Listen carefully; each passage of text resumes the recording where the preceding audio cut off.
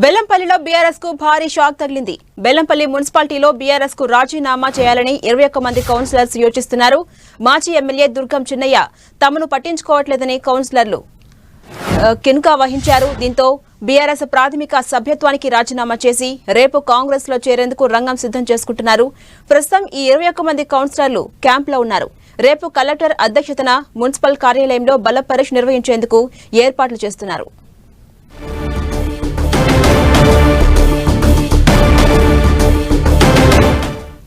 ఇదే అంశంపై మరింత సమాచారం మా ప్రతినిధి ప్రేమ్ సాగర్ అందిస్తారు. ప్రేమ్ సాగర్,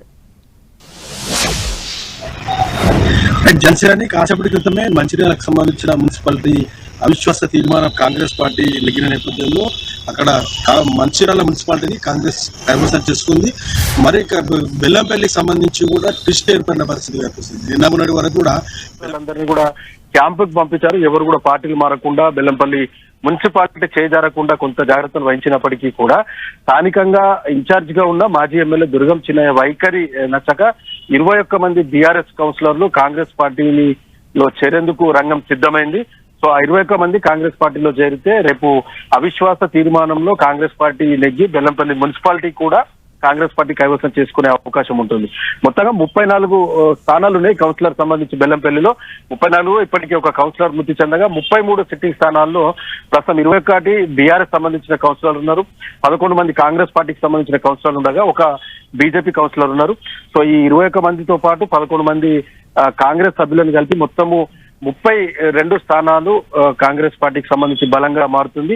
ఒక బీజేపీ ఉంటుంది, ఒక కాలం స్థాయి ఉన్న నేపథ్యంలో మొత్తం కూడా 32 స్థానాలతో కాంగ్రెస్ పార్టీ బెల్లంపల్లి మున్సిపాలిటీని కైవసం చేసుకోబోతుంది.